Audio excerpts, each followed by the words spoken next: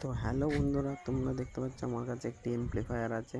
তো এই এমপ্লিফায়ারটা প্রবলেম হচ্ছে, ঠিক আছে। ডিসপ্লে লাইন ছেড়ে দিচ্ছে, গান বাজছে না, এটাই এর প্রবলেম। তাই জন্য রিপেয়ার হওয়ার জন্য আমার কাছে এসেছে। তো আমি এটা রিপেয়ার করব, ঠিক আছে। তো তোমরা ভিডিওটা দেখো। রিপেয়ার করার জন্যে প্রথমে যেটা করতে হবে সেটা হলো আপনার মেশিনটিকে খুলে নিতে হবে, ঠিক আছে। এই যে তোমরা দেখতে পেলে লাইনটা চলে গেল, ঠিক আছে। এই প্রবলেমই হচ্ছে।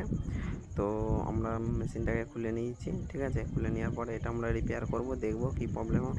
সাধারণত যে প্রবলেমটা হয় 7805 যে আইসিটা হয়, ওই আইসিটা খারাপ হয়ে গেলেই এরকম দ্বারা প্রবলেম হয়, ঠিক আছে।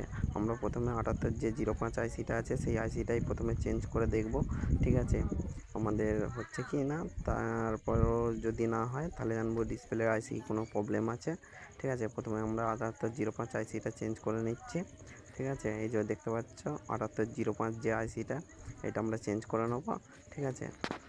তো গাইস দেখতে পাচ্ছ আমরা 7805 আইসিটা চেঞ্জ করে নিয়েছি। চেঞ্জ করে নেওয়ার পর আমাদের মেশিন বা এমপ্লিফায়ারটা আগের মতন হয়ে গেছে, আগের মতনই বাজছে। তোমরা দেখো, সাউন্ডটা শোনো,